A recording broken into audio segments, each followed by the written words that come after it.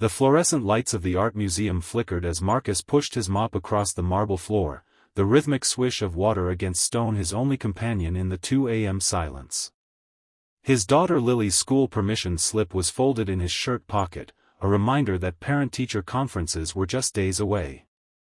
At 7 years old, she'd started asking questions he couldn't answer, questions about the mother who left them when Lily was barely 3 months old. Questions that made his heart ache in ways he couldn't explain to a child who still believed in fairy tales. Marcus had worked as the night janitor at the Metropolitan Heritage Museum for 5 years, ever since Sarah walked out without a word, leaving only a note that said she wasn't ready to be a mother.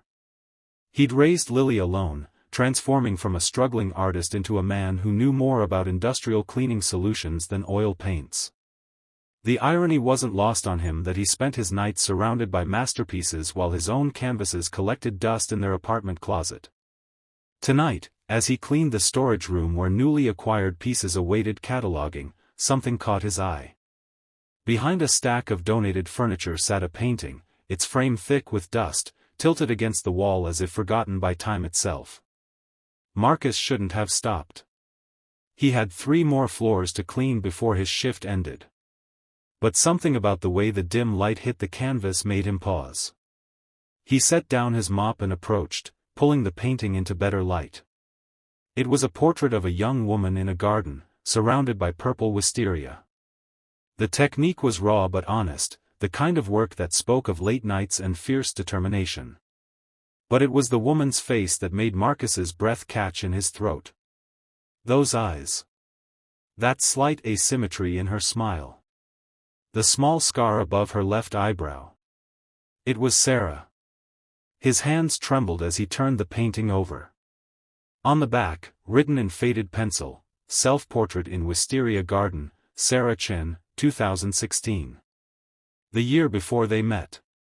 The year before everything changed. Marcus sank onto a dust-covered crate, the painting clutched in his shaking hands. Sarah had been a painter. She'd told him that on their first date, her eyes bright with dreams of gallery shows and artistic recognition. They'd met at a community art class, 2 struggling artists who fell in love over shared tubes of cadmium yellow and midnight conversations about Rothko. But after Lily was born, Sarah's easel had gathered dust. She'd stopped painting, stopped smiling, stopped being the woman he'd fallen in love with. And then one morning, she was simply gone. The museum's donation records were public. The next day, Marcus called in sick for the first time in 5 years and went to the administration office during business hours. Mrs. Patricia Reynolds, the museum's acquisitions director, was a kind woman who'd always had a soft spot for the quiet janitor who sometimes lingered too long in the Renaissance wing. "I need to know about a painting," Marcus said, showing her the photo he'd taken on his phone. "It came in recently." "A donation." Mrs. Reynolds adjusted her glasses and pulled up the database. "Ah yes. Part of the Westbrook Estate collection. The family donated several pieces last month." "Why do you ask?" "The artist. Sarah Chen. Do you have any information about her?" Mrs. Reynolds clicked through several screens. "Not much, I'm afraid. The painting was purchased at a small gallery show in 2016. The Westbrook family bought several pieces from emerging artists that year. There's a gallery name here, the Loft Space on West 23rd Street. But Marcus, that gallery closed years ago." Marcus's heart sank, but Mrs. Reynolds wasn't finished. "However," she continued, typing rapidly, "we do have a policy of attempting to contact artists when their work enters our collection. Let me see if we have contact information on file." The next 10 minutes felt like hours. Finally, Mrs. Reynolds looked up, her expression carefully neutral. "We have an address. It's from 2016, so I can't guarantee it's current. But it's a start."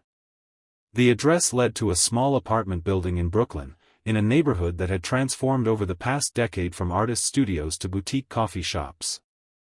Marcus stood outside, Lily's hand in his heart pounding so hard he thought his daughter could surely hear it. "Daddy, why are we here?" Lily asked, her gap-toothed smile curious but trusting. We're going to meet someone, Marcus said softly. Someone important.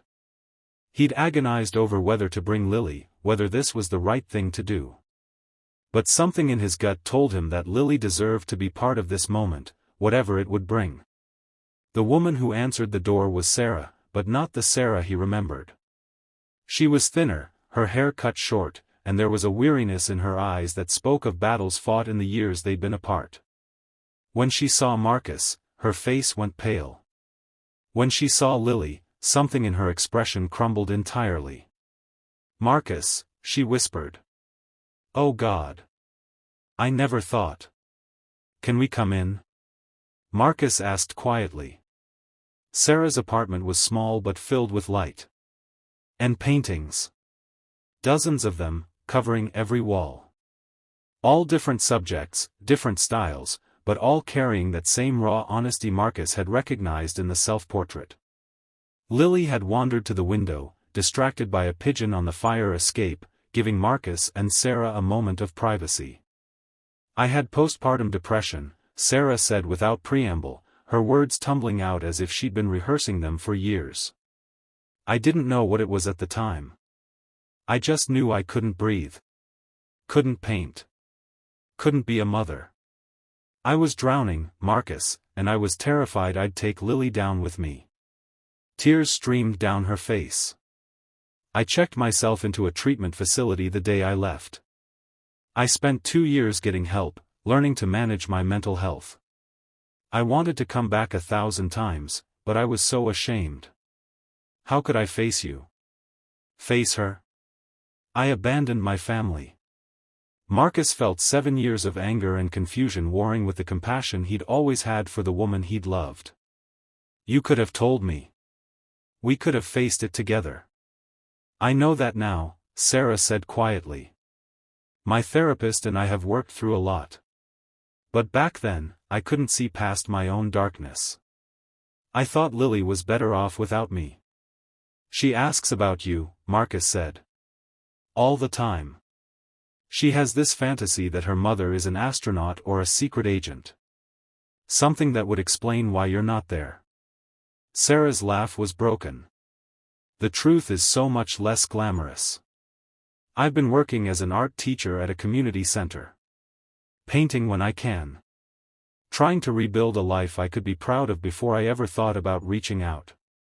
Marcus looked at this woman who had given him the greatest gift of his life, then broken his heart, and now sat before him as a stranger who somehow felt familiar. She deserves to know you. If you're ready. If you're healthy. I've been in therapy for 5 years, Sarah said.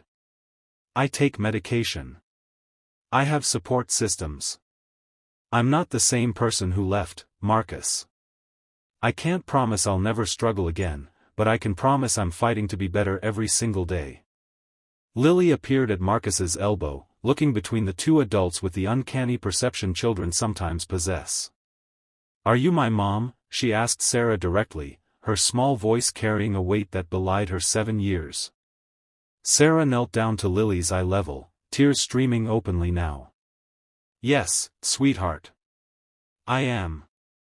And I have made so many mistakes, but leaving you was the biggest one. I'm so sorry.